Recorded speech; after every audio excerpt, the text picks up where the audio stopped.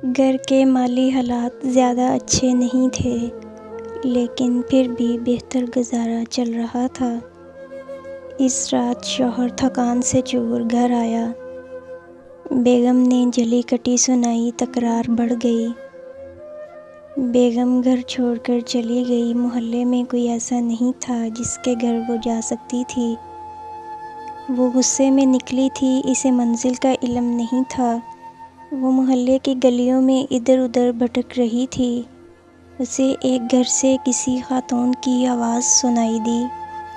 ये एक परेशान हाल माँ की आवाज़ थी,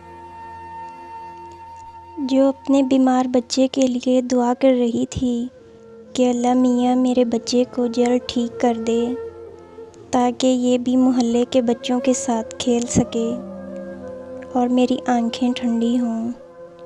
एक और घर से आवाज़ आ रही थी, जहाँ एक खाली कोख माँ रब से औलाद मांग रही है।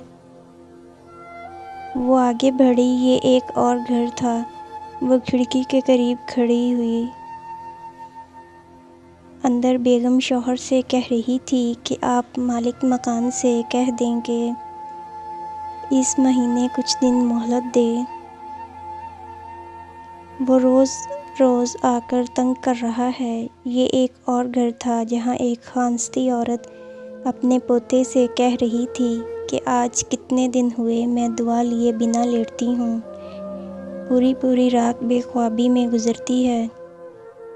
पोता आगे से जवाब देता है, दादी, वो मेडिकल वाला अब उधार नहीं देता।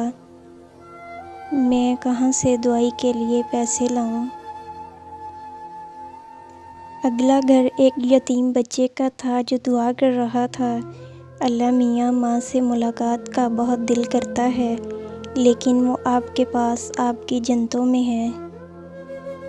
घर से भागी वो औरत कुछ देर वहीं खड़ी रही और वापस ये सोचते घर की तरफ पलट गई कि ये जो लोग हमारे सामने अपने आप को खुशबाश जाहिर करते हैं, इन सब की कोई ना कोई कहानी होती है। ये अपना दुख और दर्द छुपा कर जीते हैं। वो औरत घर लौट आई और अल्लाह ताला का शुक्र अदा किया कि इसके पास घर, औलाद और शौहर जैसी नेमतें हैं। ज़रूरी नहीं कि आपको खुश नज़र आने वाले सब लोगों की ज़िंदगियाँ परफेक्ट हैं। इनकी लाइफ में कोई परेशानी या दुख नहीं, कोई गम या अलम नहीं।